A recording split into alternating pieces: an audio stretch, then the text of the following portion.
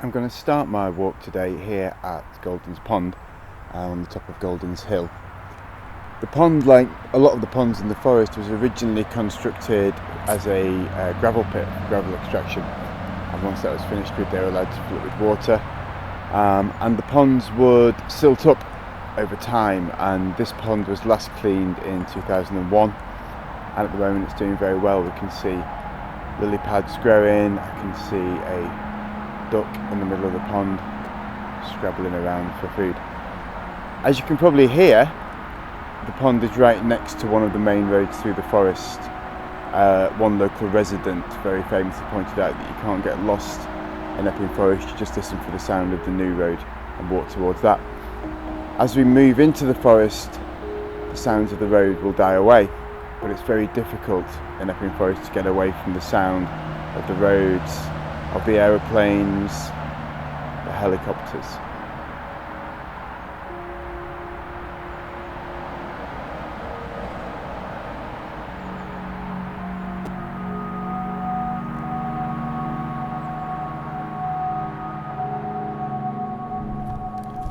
One of the things I enjoy about walking in this part of the forest especially is that I'm never quite sure if the paths I'm walking down are official footpaths, if they're deer trails, if they're just desire paths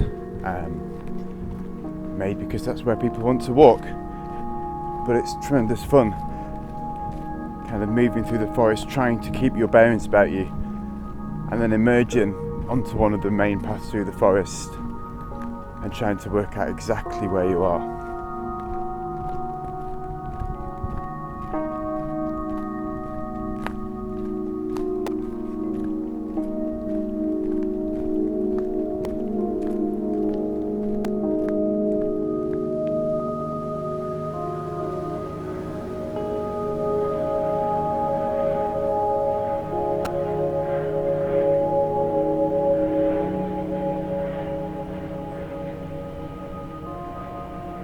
Then you emerge blinking onto one of the main pathways through the forest. This is the Green Ride, which runs in the north of Lattin part of the forest. Probably a lot of people only see these major pathways, bridleways, not maybe wanting to go off these main paths into the forest and explore, which is fine. They're a great way to see the forest, they're well maintained.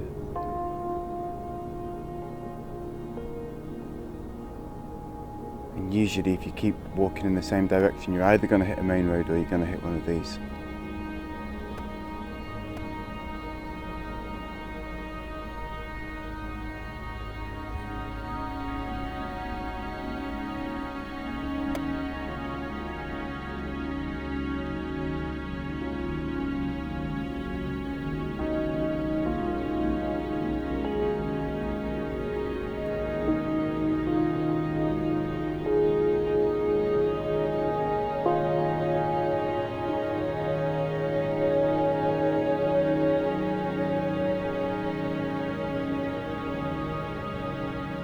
Blackweir Pond is often known as the Lost Pond, mainly because there aren't any real footpaths which lead to it.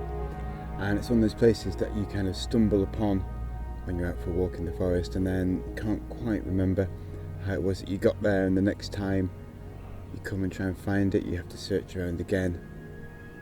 Eventually you find it, and after a few times perhaps, you're able to find it almost straight away.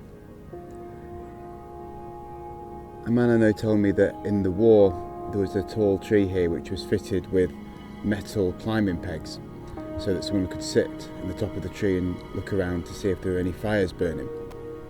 And after the war ended, the pegs were left in the trees and local children would come, climb the tree, probably play in the pond, throw stones, generally enjoy themselves. And I think sitting here on a day like today when the sun's just about shining, that's one of those images of that kind of stereotype of a mid-20th century idyllic summer, one that we often these days aren't sure if it ever really existed. But if it did, I think this is one of those places where that kind of summer, that kind of childhood could exist.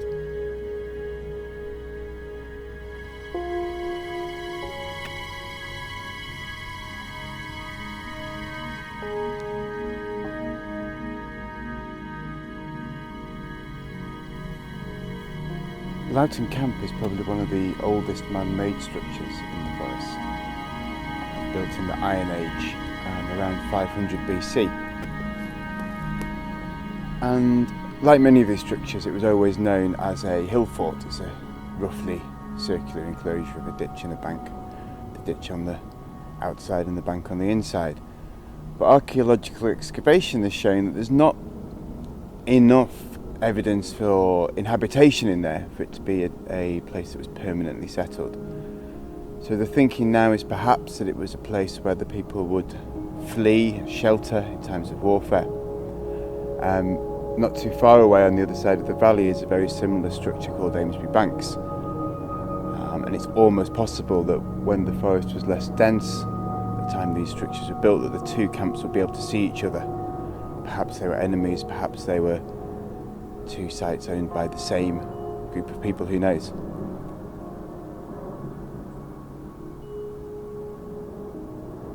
It's interesting that just to the side of here is an area which I've always heard referred to as the ramps, some natural or perhaps gravel pit depressions where children and adults will come on mountain bikes, BMXs. But we'll leave the structure of Lattin Camp alone. Quite like that there's some respect for the site. Interestingly, on the maps there's a structure marked as Dick Turpin's cave, and apparently that's been marked on maps since before the structure was known about. A lot of local legends about Dick Turpin. Who knows, could have been one of his many hideouts.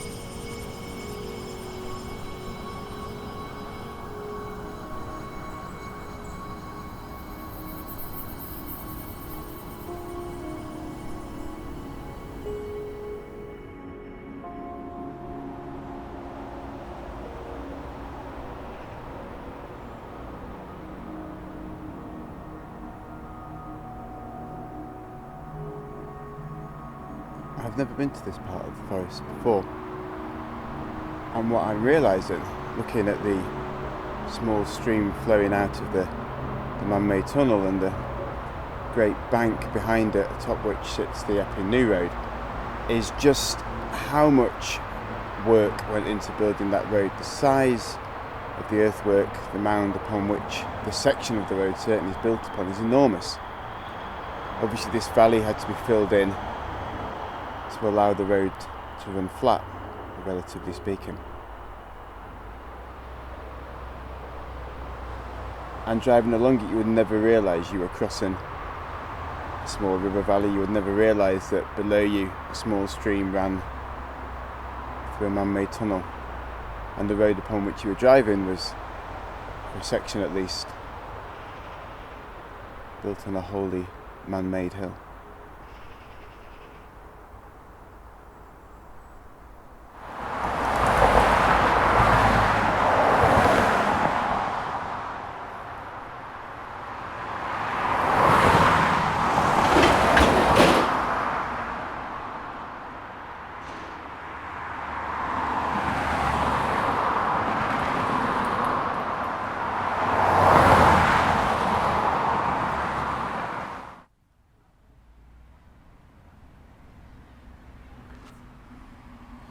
The story goes that the railway line which runs from Liverpool Street to Chingford was going to be extended out into the middle of the forest to allow direct access to the people of London into the middle of Epping Forest.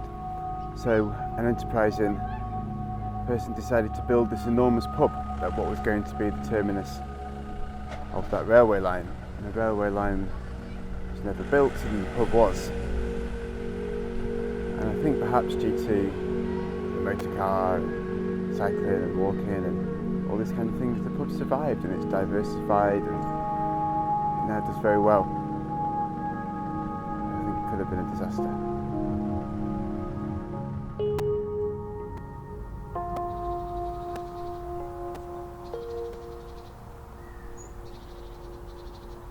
I'm now on the old road which runs parallel with the Epping new road. These days it's blocked off at one end at least, otherwise it would become a kind of a rat run if there was ever a problem on the new road itself. It's interesting to see the tarmac kind of decaying and some of the old stonework showing through.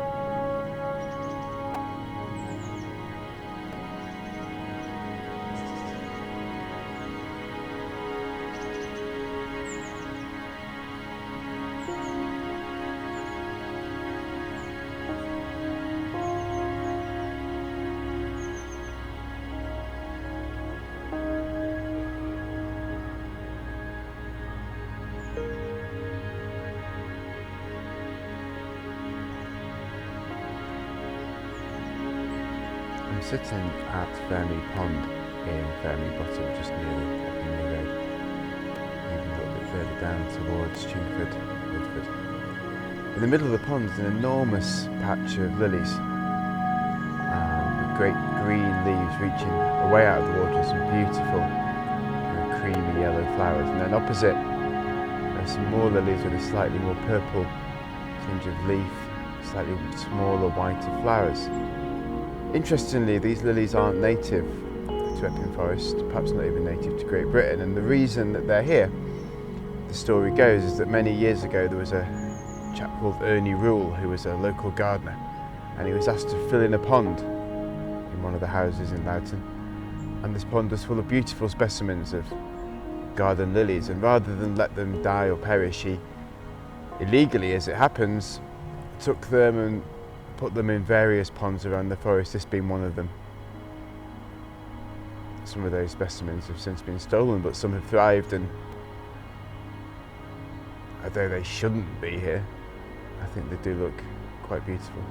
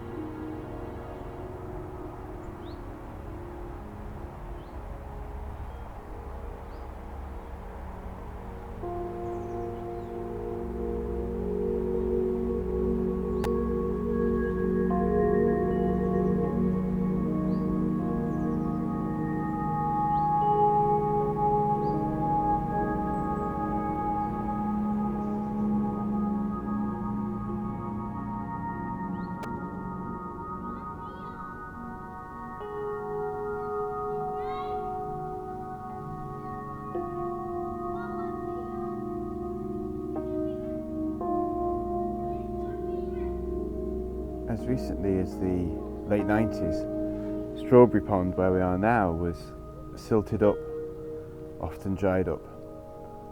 Since the clearances, it's now a thriving habitat. A young duck is swimming in front of me right now. It's also, I'm told, the area with the most terrapins in Lattin, although I've never seen one. Possibly a result of the 1990s craze for Ninja Turtles. Many terrapins were bought, neglected and then released. It seems Strawberry Pond was the location of choice for the people of Lattin to release those terrapins.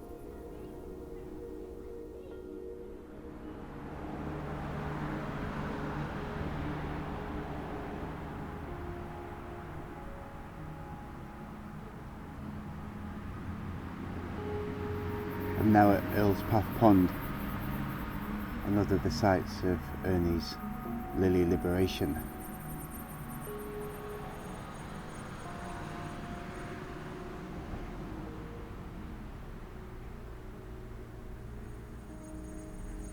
And there are a number of patches of seemingly different species of lily spread around the pond. The story would appear to be true.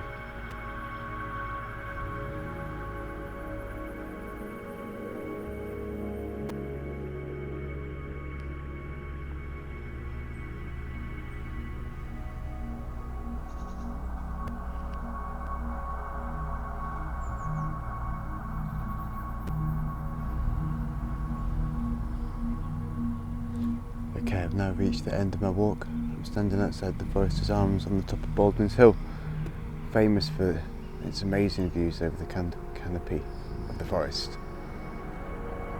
Also famous because there's a hill bereft of trees that sits just in front of the pub, and whenever it snows in the winter, this is the only place in Essex that I've ever really seen snowboarding.